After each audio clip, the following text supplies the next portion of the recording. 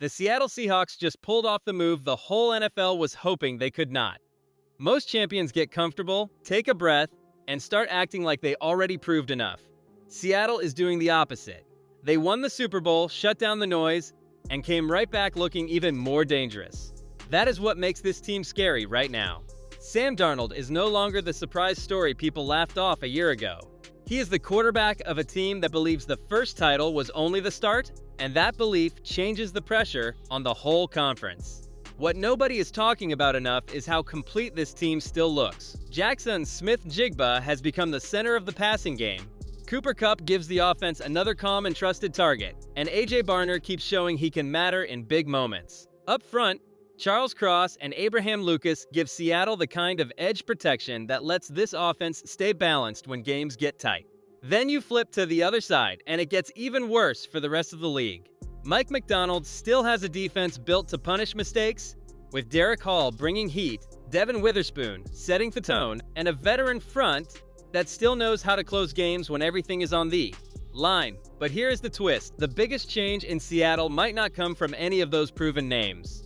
It might come from the one spot fans were most nervous about after Kenneth Walker III left. That is where this story gets dangerous, because while the league is busy watching the stars, Seattle may have already found the next piece that keeps this machine rolling. And if this rookie really is what early signs suggest, then the Seahawks are not just defending a title. They are building a problem nobody in the NFC wants to face. The most uncomfortable question in Seattle is not about the trophy. It is about the hole behind it. Kenneth Walker III left after becoming the Super Bowl hero, and that kind of loss usually changes the whole heartbeat of an offense. Seattle did not panic. They used the final pick of the first round on Jadarian Price, a rookie running back from Notre Dame who now walks into one of the toughest jobs on the roster. Here's why this feels bigger than a normal draft pick. Price is not being asked to sit quietly and learn forever. He is being asked to bring speed, patience, and sudden cuts into a backfield that just lost its most famous finisher. Zach Charbonnet still gives Seattle power, George Holani brings useful depth, but Price has the fresh burst that can change how defenses line up. If he hits the edge clean, the whole field opens. That is the danger hiding inside this move. Seattle did not simply replace a name. They changed the shape of the run game. A cheaper, younger runner gives the Seahawks room to keep paying stars elsewhere while still keeping pressure on every defense that thinks it can sit back against Sam Darnold. And if Price proves ready faster than expected, the next question becomes even louder. Can this offense become harder to defend than it was during the title run before anyone sees it coming? The ring changed everything for Sam Darnold, but it also stole his hiding place. Last season, every week felt like a comeback story. Now every week becomes a test of proof. Defenses will not treat him like a surprise anymore. They will study every throw, every check, every late snap, and every moment where pressure tries to speed up his mind. That is the price of winning in Seattle now. The league is not asking if Darnold can survive. It is asking if he can control the target on his chest. That is why his weapons matter so much. Jackson Smith-Njigba gives him the clean separator who can win early. Cooper Kupp gives him timing when the pocket feels tight.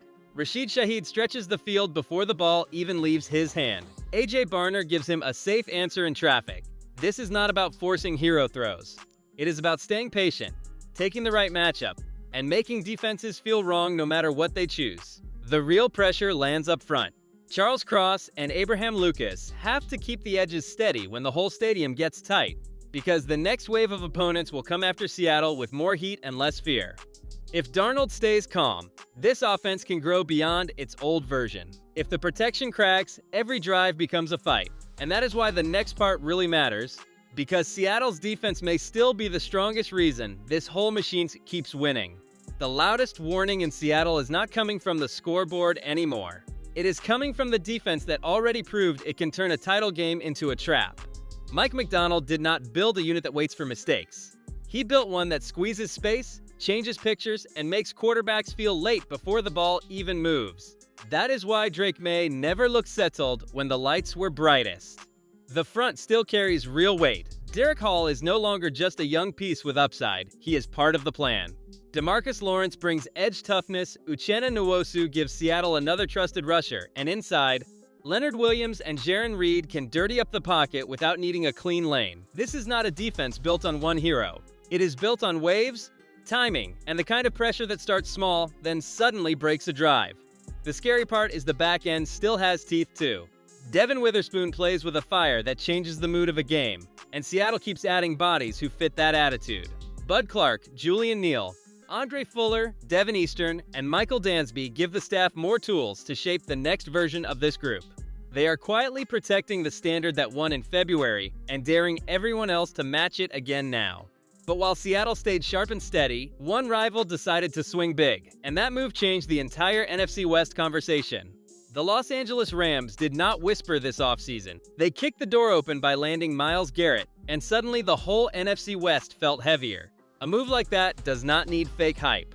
Garrett changes protections before the snap, changes play calls before the drive starts, and changes how quarterbacks breathe when the pocket gets tight. For Matthew Stafford, this is a clear message. The Rams still believe their window is open, but Seattle cannot look at that trade like a panic button. Jared Verse leaving for the Cleveland Browns matters, and the picks going out matter too. The Rams gained a monster, but they also paid a real price for him. That is not weakness, that is urgency. They are trying to win now, with a roster built around proven names and a fan base that can already feel the pressure of one more deep run. Then came the louder rumor, Aaron Donald thinking about a possible return. That part is still smoke, not fact, and Seattle has to treat it that way until something changes. The real problem is already enough. If Garrett lines up across Charles Cross, if the Rams load pressure at Sam Darnold, every answer must be clean. Quick throws, strong chips, no wasted downs, because Seattle does not need to outshine the headline. It needs to survive the storm, then make the next punch count late when the fourth quarter arrives.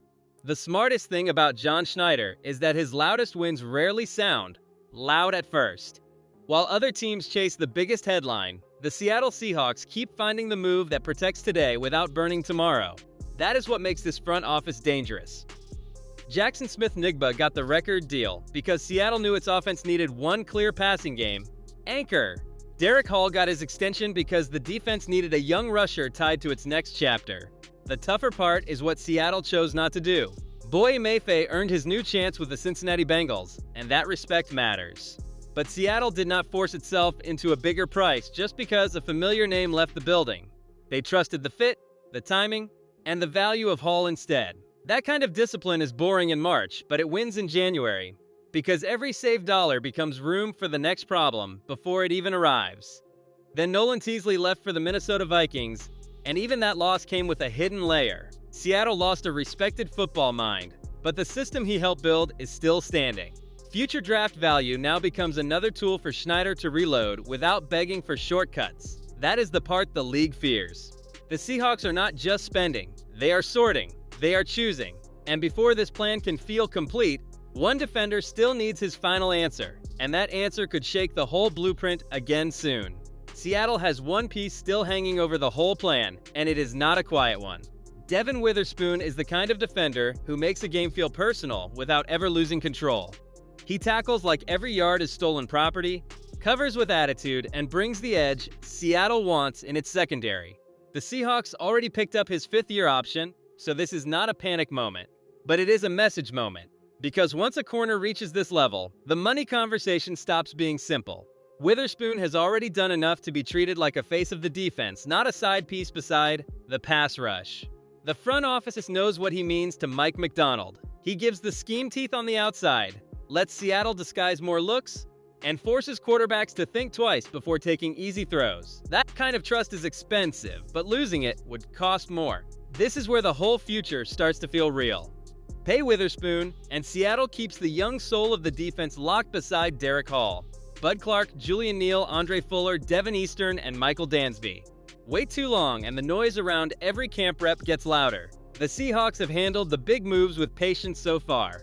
Now the final defensive answers is sitting right in front of them, and once it comes, the whole NFC will understand how serious this run really is before anyone else even gets a clean warning.